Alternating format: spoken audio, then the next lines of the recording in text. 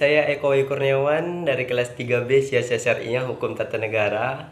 Puji syukur kehadirat Allah Subhanahu wa taala yang telah melimpahkan karunia-Nya dan semoga kita selalu diberikan kesehatan dan kemudahan dalam segala urusan. Amin ya rabbal alamin. Di sini langsung saja ke pembahasan yang saya akan bawakan, yaitu tentang pengadilan tindak pidana korupsi atau bisa disingkat dengan Tipikor. Tipikor adalah pengadilan khusus yang berada di lingkungan pengadilan umum. Pengadilan Tipikor ini merupakan satu-satunya pengadilan yang berwenang memeriksa, mengadili, dan memutuskan perkara tindak pidana korupsi. Saat ini pengadilan Tipikor telah dibentuk di setiap pengadilan di pengadilan negeri yang kedudukannya berada di ibu kota provinsi.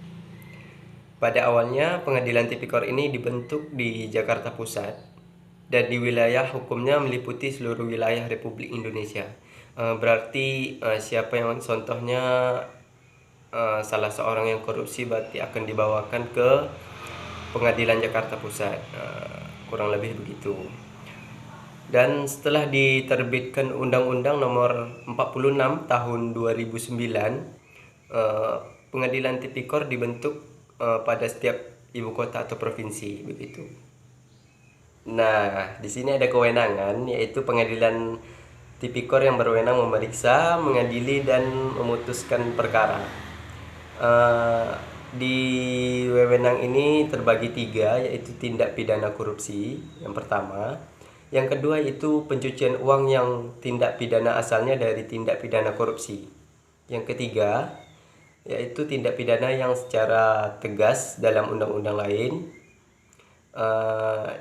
ditentukan sebagai tindak pidana korupsi.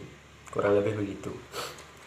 Nah, khusus untuk tindak pidana korupsi di Pengadilan Negeri Jakarta mempunyai kewenangan untuk memeriksa, mengadili, dan memutuskan tindak pidana korupsi yang dilakukan oleh warga negara Indonesia. Dan di sini juga disebutkan hakim pengadilan Tipikor. Hakim pengadilan Tipikor ini terbagi dua, yaitu hakim karir. Hakim karir ditetapkan oleh Mahkamah Agung Indonesia dan selalu menangani perkara tindak pidana korupsi yang dibebaskan dari tugasnya untuk memeriksa, mengadili, dan memutuskan perkara lain. Yang kedua, hakim adar. Hakim adar ini diangkat dan diberhentikan oleh Presiden atas usul Ketua Mahkamah Agung. Hakim adar diangkat untuk masa jabatan selama 5 tahun dan bisa diangkat kembali untuk 1 kali masa jabatan. Berarti 1 kali masa jabatan itu ada 5 tahun, seperti itu.